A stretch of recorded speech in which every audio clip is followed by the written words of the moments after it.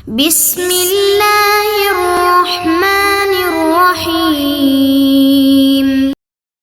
الحمدللہ رب العالمین والصلاة والسلام علی خاتم الانبیاء محمد وعلی آلہ وصحبہ اجمعین، اما بعد۔ عزیز طلباء کرام، اس سے قبل ویڈیوز کے اندر ہم 20 سوالات پڑھ چکے ہیں۔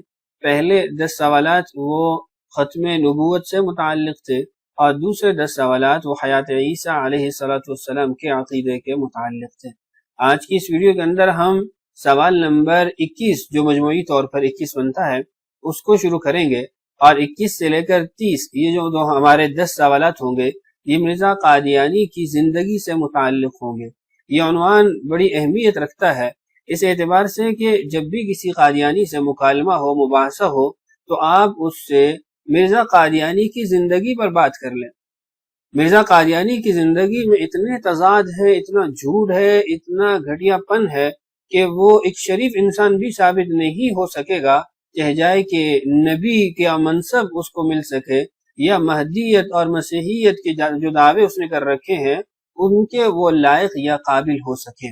اس لیے جب بھی آپ کو کسی قادیانی سے بحث مباحثہ کرنا ہو تو اس کو یہی مرزا قادیانی کی زندگی پر لیں، اس لیے کہ ختم نبوت کی جو نصوص ہیں ان میں وہ تحریفات کرتے ہیں، دجل سے کام لیتے ہیں۔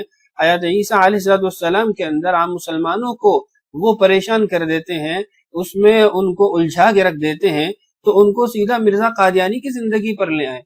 اور یہ اصول یا یہ جو بات ہے یہ صرف مسلمانوں کی طرف سے نہیں ہے، قادیانی کا اپنا یہ دعویٰ ہے کہ وہ کہتا ہے فقط لبثت فیکم عمرا من قبل۔ رسول اللہ صلی اللہ علیہ وسلم نے جو قرآن پاک کے اندر اللہ تعالیٰ نے ان کی زندگی سے متعلق ان کو چیلنج کرنے کا حکم دیا تھا کہ آپ لوگوں سے کہیں کہ میں نے تم میں ایک زندگی گزاری ہے، میری زندگی کے پیش و تاب تمہارے سامنے ہیں، میری زندگی کے احوال تمہارے سامنے ہیں، تو تم نے میری زندگی کیسی پائی یہ تمہارے سامنے ہے، اور میری سابقہ زندگی بھی میری نبوت پر دلالت کرتی ہے۔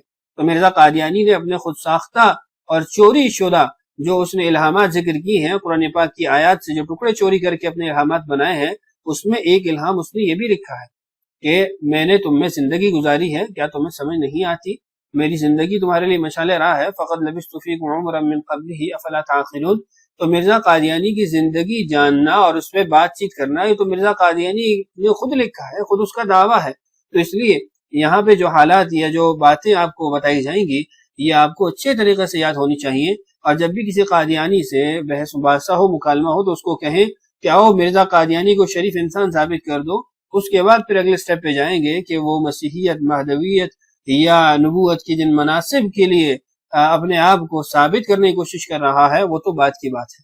بہرحال آئیے ابتدا کرتے ہیں۔ بسم اللہ الرحمن الرحیم۔ کذب مرزا قادیانی، مرزا قادیانی کے جھوٹ۔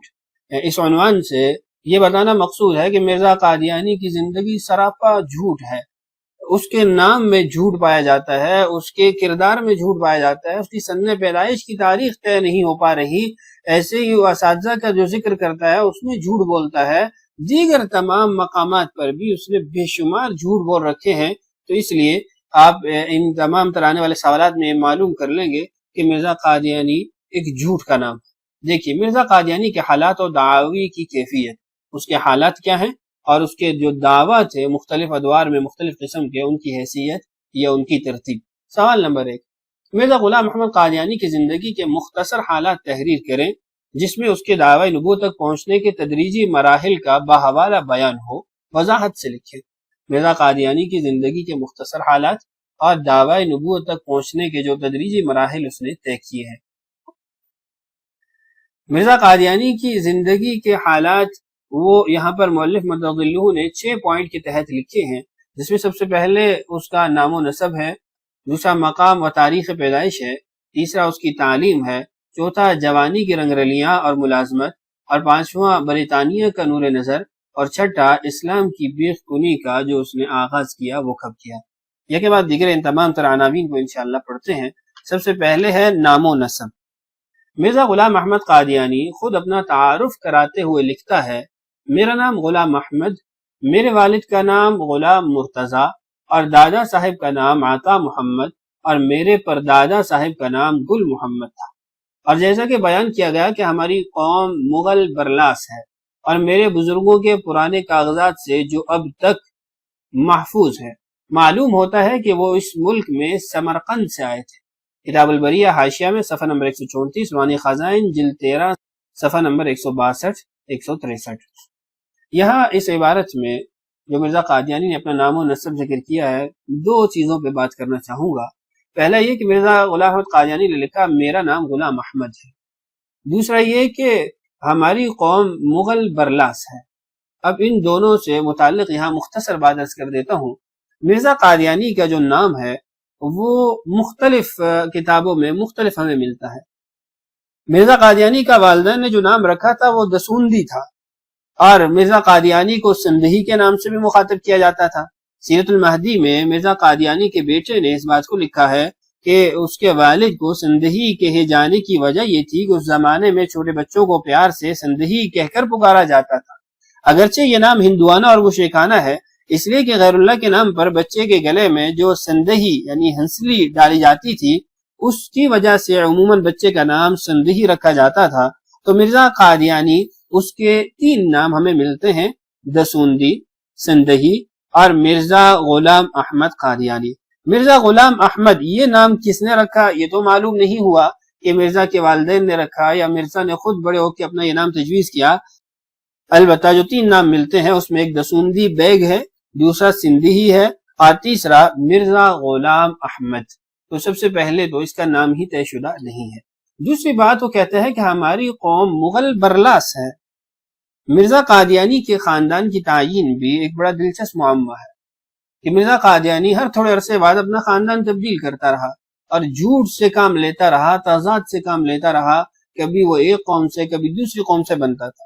ابتدا میں مرزا قادیانی اپنا خاندان مغل برلاس بتاتا رہا کہ میرا خاندان مغل برلاس ہے، لیکن کتاب البریہ جس کے اندر مرزا قادیانی نے اسی بات کو لکھا کہ میں مغل برلاس قوم سے ہوں، اسی کے ایک صفحے پہ مرزا قادیانی نے یہ لکھا کہ میں فارسی النسل ہوں۔ اور بنیاد کیا ہے کہ آپ کیوں فارسی النسل ہیں؟ کہتا ہے کہ میں فارسی النسل اپنے الہامات کی بنیاد پر ہوں کہ مجھے الہامات ہوئے کہ تو فارسی ہے۔ کچھ عرصہ گزرتا ہے تو مرزا قادیانی اسرائیلی اور فاطمی ہونے کا شور مچا دیتا ہے۔ اسرائیلی مطلب اسحاق علیہ السلام کی نسل سے ہونے کا، اور فاطمی مطلب حضرت اسماعیل علیہ السلام کی نسل سے ہونے کا شور مچاتا ہے۔ کچھ عرصہ گزرتا ہے تو مرزا قادیانی چینی نسل سے اپنے آپ کو قرار دیتا ہے کہ میں چینی نسل ہوں۔ اپنی آخری کتاب میں بھی اس نے اس بات پر اصرار کیا اور لکھا کہ میں چینی نسل سے ہوں۔ تو مرزا قادیانی مغل برلاس سے فارسی النسل بنا، فارسی النسل سے اسرائیلی اور فاطمی بنا، اسرائیلی اور فاطمی کے بعد چینی نسل سے بنا۔ اب یہ کیوں جھوٹ بولتا رہا اور مختلف خاندانوں کا ہونے کا دعویٰ کرتا رہا، اس کے اسباب کیا تھے، یہ میں تفصیلی طور پر حیات عیسیٰ علیہ السلام کے تحت ایک ویڈیو کے اندر ذکر کر چکا ہوں۔ ان اسباب کو آپ جو پہلا ہمارا سبق ہے، پہلی ویڈیو ہے، اس کے اندر فہرست کے ذریعے اس ویڈیو کو تلاش کر سکتے ہیں، اس میں آپ کو یہ تمام تر تفصیلات مل جائیں گی۔ ہاں، خلاصہ میں یہ ذکر کر دیتا ہوں کہ مرزا قادیانی جو اپنا خاندان بدلتا رہا ہے، اس کی وجہ یہ تھی کہ مختلف پیش گوئیوں کا مرزا قادیانی اپنے آپ کو مصداق ثابت کرنے کی کوشش کرتا رہا۔ تو یہ وہ بنیادی وجہ تھی جس کے لیے وہ اپنے خاندان تبدیل کرتا رہا۔ تو یہ ہمارا پہلا عنوان کہہ لیں یا پہلا پوائنٹ کہہ لیں کہ اس کا نام و نسب۔ اگلا ہمارا جو پوائنٹ ہے وہ ہے تاریخ و مقام پیدائش۔ مرزا غلام احمد قادیانی کا آبائی وطن قصبہ قادیان، ضلع گودرسپور، پنجاب ہے، اور تاریخ پیدائش اس سلسلے میں اس نے یہ وضاحت کی ہے کہ میری پیدائش 1839 یا 1840 میں سکھوں کے آخری وقت میں ہوئی اور میں 1857 عیسوی میں 16 برس کا یا 17ویں برس میں تھا۔ کتاب البریہ صفحہ نمبر 140 حاشیے کے اندر یہ بات لکھی ہے، جو کہ روحانی خزائن جلد 13 صفحہ نمبر 177 پر ہے۔ مرزا قادیانی کا جو مقام پیدائش ہے اس کے بارے میں اس کی موشگافیاں، یہ تو ایک انتہائی موسیقہ خیز بھی ہیں اور طویل موضوع ہے، اس کی طرف نہیں جاتے۔ یہاں پر میں مرزا قادیانی کی تاریخ پیدائش سے متعلق بات کر دیتا ہوں۔ مرزا قادیانی کی تاریخ پیدائش بھی منضبط نہیں ہے۔ مرزا قادیانی کو خود نہیں پتا اس کی پیدائش کس سن میں ہوئی ہے۔ 1830-31 سے لے کر 1842 تک ہر عدد مرزا قادیانی کی جو تاریخ پیدائش ہے اس کے متعلق ملتا ہے۔ میں یہاں پر ایک نمونہ ذکر کر دیتا ہوں۔ آپ نے اس عبارت میں پڑھا کہ مرزا قادیانی نے کتاب البریہ میں لکھا کہ میری پیدائش 1839 یا 1840 کی ہے۔ مرزا قادیانی اپنی کتاب میں ایک جگہ پر لکھتا ہے کہ میرے والد کا جب انتقال ہوا 1876 کے اندر، اس وقت میری عمر 34 برس یا 35 برس تھی. تو اگر 1876 میں سے 34 یا 35 نکالا جائے تو یہ 1841 یا 42 بنتا ہے. تو مرزا قادیانی خود اپنی کتابوں میں اپنے سن پیدائش کو مختلف لکھ چکا ہے، 39 یا 40 یہاں پر، اور 41 یا 42 وہ مرزا قادیانی کی دوسری عبارت سے ثابت ہوتا ہے. اور اسی طرح مرزا قادیانی کے بعض الہامات کو، جو اس نے کہا تھا میں اتنی عمر پاؤں گا، پھر اس عمر کو پورا کرنے کے لیے جو اس کی سن پیدائش کو آگے پیچھے کیا گیا، اس اعتبار سے 1836 اس کی سن پیدائش یا 35 بنتی ہے. تو اس طرح یعنی مختلف عادت اور مختلف سن ذکر کیے جاتے ہیں مرزا قادیانی کی تاریخ پیدائش کے بارے میں، اور مرزا قادیانی خود ہی اس اختلافات کی وجہ بھی بنا اور خود اس نے لکھا ہے. آپ اس کی یعنی الہامات کی گھڑیا پن کو دیکھیے کہ یہ الہامات سے ادھر ادھر کی فضول حرکتیں باتیں تو کر لیتا تھا، لیکن الہامات سے اپنی سن پیدائش نہیں معلوم کر سکا اور مختلف مقامات پر مختلف لکھتا رہا. یہ مرزا قادیانی کی تاریخ پیدائش سے متعلق کچھ مختصر کلام آپ کے سامنے کر دیا ہے. اس کے بعد ہے تعلیم. مرزا غلام محمد قادیانی نے قادیان میں رہ کر متعدد اساتذہ سے تعلیم حاصل کی، جس کی قدر تفصیل خود اس کی زبانی ملاحظہ ہو. بچپن کے زمانہ میں میری تعلیم اس طرح پر ہوئی کہ جب میں 6-7 سال کا تھا تو ایک فارسی خواہ معلم میرے لیے نوکر، استاد کا احترام ملاحظہ ہو، مرتب کی طرف سے جملہ معترضہ ہے کہ ایک فارسی خواہ معلم میرے لیے نوکر رکھا گیا، جنہوں نے قرآن شریف اور چند فارسی کتابیں مجھے پڑھائیں، اور اس بزرگ کا نام فضل الہی تھا. اور جب میری عمر تقریباً 10 برس کی ہوئی تو ایک عربی خواہ مولوی صاحب میری تربیت کے لیے مقرر کیے گئے، جن کا نام فضل احمد تھا. میں خیال کرتا ہوں کہ چونکہ میری تعلیم خدا تعالیٰ کے فضل کی ایک ابتدائی تخم ریزی تھی، اس لیے ان استادوں کے نام کا پہلا لفظ بھی فضل ہی تھا. مولوی صاحب موصوف جو ایک دیندار اور بزرگوار آدمی تھے، وہ بہت محنت اور توجہ سے پڑھاتے رہے، اور میں نے صرف کی بعض کتابیں اور کچھ قواعد نحو ان سے پڑھے. اور بعد اس کے جب میں 17 یا 18 سال کا ہوا تو ایک اور مولوی صاحب سے چند سال پڑھنے کا اتفاق ہوا. ان کا نام گل علی شاہ تھا. ان کو بھی میرے والد صاحب نے نوکر رکھ کر قادیان میں پڑھانے کے لیے مقرر کیا تھا. ان آخر ذکر مولوی صاحب سے میں نے نحو اور منطق اور حکمت وغیرہ علوم مروجہ کو جہاں تک خدا تعالیٰ نے چاہا حاصل کیا، اور بعض طبابت کی کتابیں، طب کی کتابیں میں نے اپنے والد صاحب سے پڑھی، اور وہ فن طبابت میں بڑے حاذق طبیب تھے. اور ان دنوں میں مجھے کتابوں کے دیکھنے کی طرف اس قدر توجہ تھی کہ گویا میں دنیا میں نہ تھا. کتاب البریہ حاشیہ صفحہ نمبر 161 تا 163، روحانی خزان جلد 13 صفحہ نمبر 179 تا 181 حاشیہ. مرزا قادیانی کی تعلیم کی بابت متعدد یہاں پر باتیں عرض کرنی ہیں. سب سے پہلے بنیادی بات یہ ہے کہ مرزا قادیانی کی عبارت سے آپ کو یہ معلوم ہوا کہ مرزا قادیانی نے باقاعدہ اساتذہ سے علم حاصل کیا ہے. اس نے اساتذہ کے سامنے زانوئے تلمذ طے کیا ہے، جبکہ مرزا قادیانی دوسری طرف نبوت کا دعوے دار ہے، مہدیت کا دعوے دار ہے، مسیحیت کا دعوے دار ہے. اب مرزا قادیانی کا اپنی تعلیم کو ذکر کرنا اور نبوت کا دعویٰ کرنا، یہ دونوں مختلف اور متضاد امور ہیں.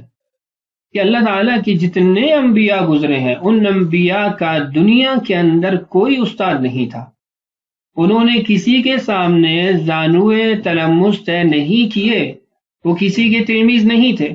اللہ تعالیٰ اپنے نبی پاک صلی اللہ علیہ وسلم کے بارے میں قرآن پاک میں کیا ارشاد فرماتے ہیں؟ وَمَا كُنْتَ تَتْلُو مِنْ قَبْلِهِ مِنْ كِتَابٍ وَلَا تَخُطُّهُ بِيَمِينِكَ إِذًا لَارْتَابَ الْمُبْطِلُونَ بَلْ هُوَ آيَاتٌ بَيِّنَاتٌ فِي صُدُورِ الَّذِينَ أُوتُوا الْعِلْمَ.